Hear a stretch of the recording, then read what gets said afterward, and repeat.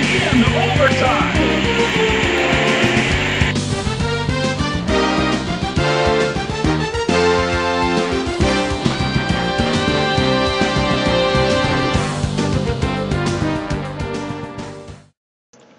Tonight on the Penalty Box, breaking news from the nation's capital, Washington, D.C. Kalal Oakman files this report after a press conference at Verizon Center. Verizon Center, Washington, D.C. A familiar face in a familiar place. If you take a look at the history of the VHL, chances are somewhere in there you will see classic names of the past. Hanks 42, Run with Devil, and Frost. One name in particular lives on the proverbial fence in the minds of many in the VHL, Plemy 11. Dave Plemy, the former commissioner of the VHL in its early years, had returned to the league quietly after taking a season off to take care of some personal issues. I knew he was down and out for a while there, and really, when you think you can just steal money from a mindless fool like McInnes, why not sit back and enjoy, said longtime teammate the Aesthetic Hope.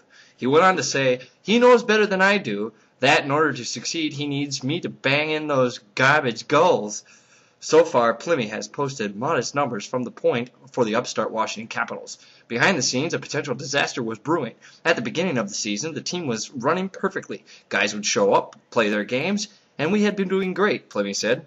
Then our owner, CMF21, was unable to get online for some stretches of time now. Believe me, I understand where he is coming from. New job, lots going on. It's tough trying to balance everything. On top of that, Ricky kept having connection issues, and suddenly our captain, Jake 467, turned into the only guy everyone was turning for information. That information was few and far between for the Capitals. After a late-night discussion earlier this week, Jake and Plemy decided to seek the help of the Board of Governors.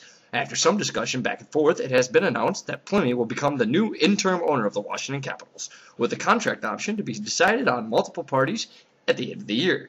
This is a great opportunity for me to do what I do best. I snuck back into the league and originally just wanted to be a player. I enjoyed the life. Less hassles, no paperwork, just show up and play, Plemy stated. It wasn't too long before I saw a need to rise within the organization, and I'm willing to step up and do what I can to help the team on and off the ice. Among the items the Capitals need to sort out is their team rosters, for both the VHL squad and the Hershey Bears in the AHL. The Bears have not played a league game in almost 2 weeks now, and many players feel like there is no hope. I want to get those guys up and running. Some of them have played spot duty to try and cover up the Capitals' mess. They deserve better, and hopefully I can acquire some new players and get everyone active. Quite a few of the guys who started in the AHL have moved up for at least a cup of coffee. I hope that tradition can continue and we can develop players in our new system. What changes are in store for the Capitals? While the new management works hard to get things in place, we understand that the team will begin to contact other organizations in order to make some changes. Yes, there will be changes at both rosters.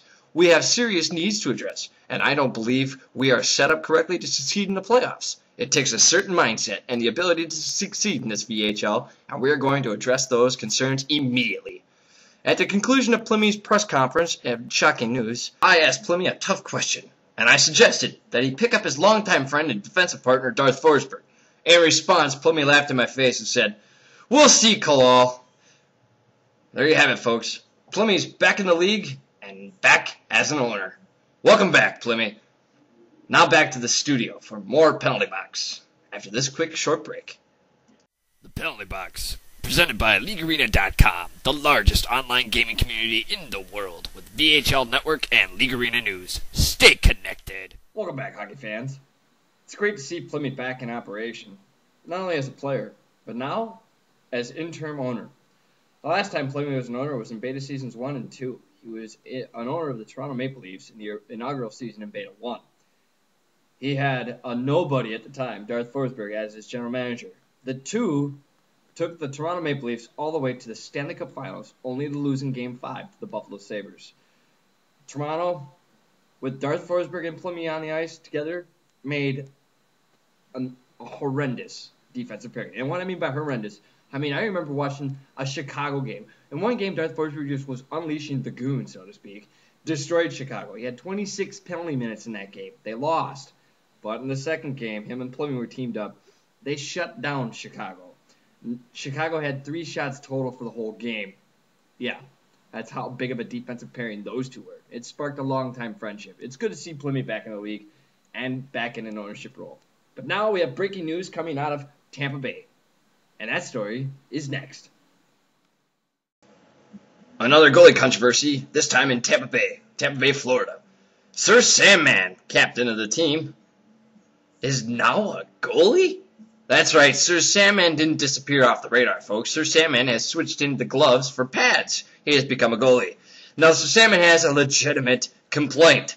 He says, and he claims, he should be 6-0 with 3 shutouts as a goalie. He says that his team likes to score on him. In 6 games, he has had 4 goals scored by his own teammate on him. That's right, 4 goals. He says, and I quote, "I didn't realize it was 1v12 out there. I thought it was 6v6.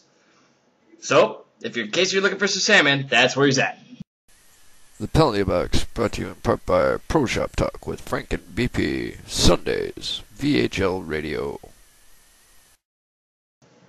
And now a report from Columbus. The Columbus Blue Jackets seem to have a bit of momentum going into the start of the week, but all of that was dashed away as they have gone on a recent losing streak. A streak that has become all so familiar from the first couple weeks of the season.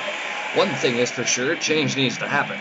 It's Nick joined the team on Sunday for the first game of the week and made a huge impact, helping the team win both of their games on Sunday and gain an overtime loss on Monday night. Everything seemed to look good, and then the rest of the line started playing, and it went down the drain. The trade deadline is this Friday, and Columbus is looking to make a big splash. Will they be able to make a big change for the better? Or will they simply fade to obscurity? When asking Biohizzle, the owner of the Columbus Blue Jackets organization, about the status of his team, he was quoted as saying, "I have done everything in my power to change this team around and make it a winner. And another step was made by getting It's Nick this week. He showed me exactly why I traded for him in the first place, and I'm happy about his play. When it comes to everyone else, they have played solid, but activity has been killing us. And until we get people who click and have the right attitude, even when losing, we will continue to be a bad team."